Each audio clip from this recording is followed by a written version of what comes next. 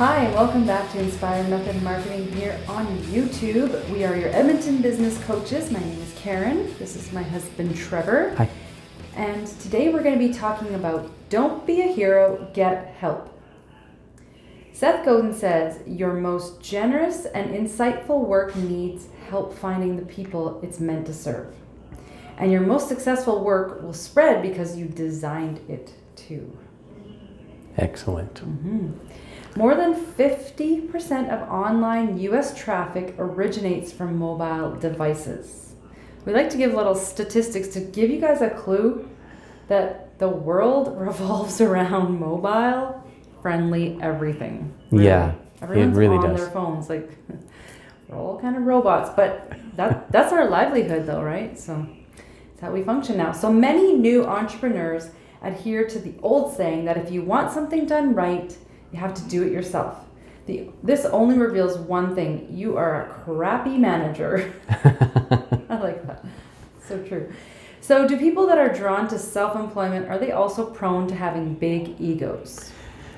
You know, Yeah, when you're talking about people who are drawn to self-employment, they have big egos, right? They feel they can do everything themselves. It's the reason they got started in the first place, a lot of them, because they were tired of working for somebody who they thought they could do better than, and they decided that they're going to go out on their own and make it happen. And that's, typically when people are drawn to being self-employed, that's just how it is. Yeah. Yeah. Was that the way it was for us? Well, yes and no. I didn't want to work for anybody else because I wanted time freedom and financial freedom. And I knew that doing what I was doing was not going to get me there. So a little bit of an ego, you have to.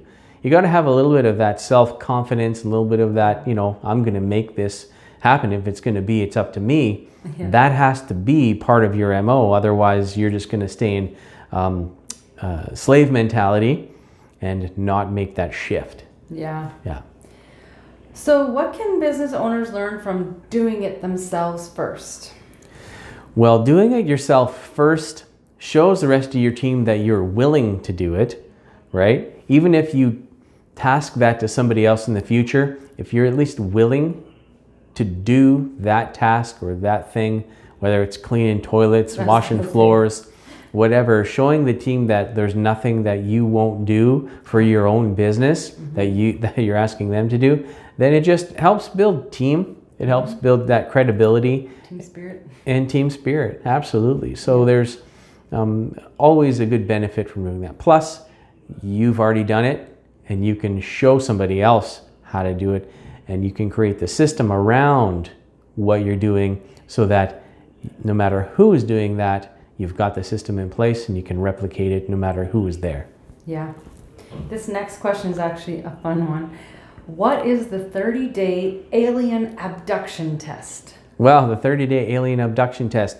So imagine that you and your top managers were abducted by aliens. Would your business still be able to function? Would it still operate without you being there? That's the true test as to whether you have a business or if you have a job. You've created a job for yourself. So do you have the systems in place? Are they repeatable, duplicatable, and can anybody do them? And if not, you need to work on that and do the test again, right? Yeah.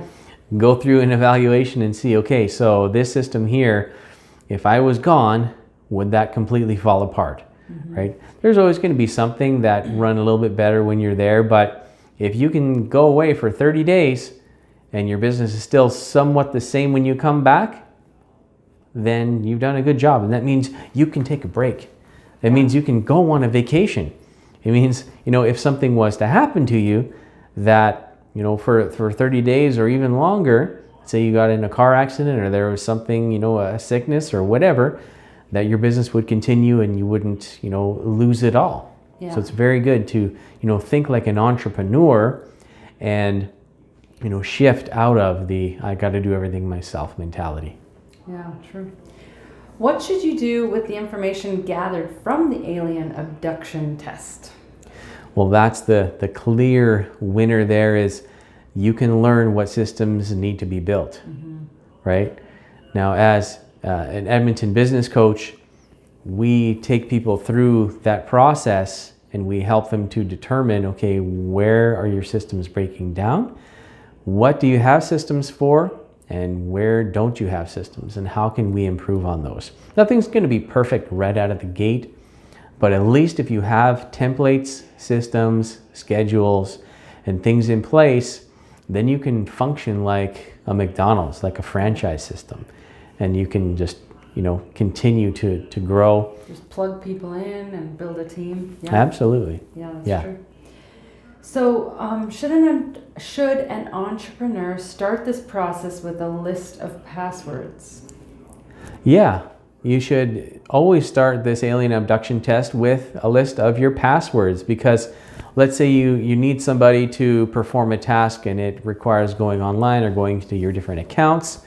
Then you need somebody to be able to go in there. Nothing's worse than tasking somebody with updating something and you don't have the password. It happens so many times to us too. Yeah.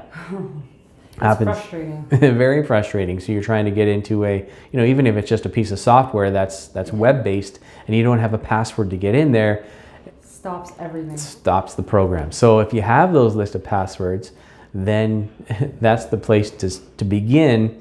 And you can direct people on how to get to that list of passwords and get access to that website or that piece of software and get the ball rolling. So yeah, it's a good place to start. Should a business use a standardized filing system? Yes. Oh, yes. Standardized filing system is critical to the 30-day abduction test, because nothing worse than somebody saving a document or a file, an image, somewhere and they can't find it, right, Karen? Yes, that happened to me last night. Where's the file? I can't find it to upload it, to submit it for marks. Exactly. Not cool. So having a standardized way to save your files means that anybody can find them. It's like you wrote this for me. No, but I was thinking of you. See, we all have our weaknesses. I need to do the alien abduction test. My weakness is you, Karen. And mine is just everything else. Okay, well, can a business owner step away from billing and collections? Eventually, yeah. I mean, because you don't want to be having to do that. Can you imagine if you're, wanting to go on vacation and billing is in the middle of the month and you left the day before and no money could come into your business for 30 days or 2 weeks or whatever? That'd be ridiculous. You wouldn't be able to pay your bills. You wouldn't be able to pay the employees. Wouldn't be able to do any of that stuff. So it shouldn't be dependent upon you forever and ever. You should have, some trusted people with, of course, checks and balances in place, and you look over it, of course. But you shouldn't have to do the billing, process the payments and all that sort of stuff. Yeah, you can outsource that, or somebody else in your office. Yeah, absolutely. Yeah. Because, when you're in the beginning stages, for sure, you're wearing a lot of hats, and you can create the procedures for doing that, right? That's the beautiful thing about doing it yourself first. Yeah. So, yeah. You find out where the holes are. Yeah. So how does creating checklists and templates help automate those routine tasks?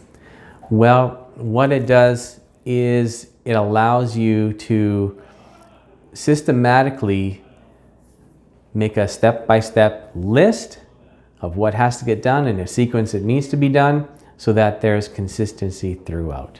So that no matter who's doing it, the checks and balances are there, and it's done right.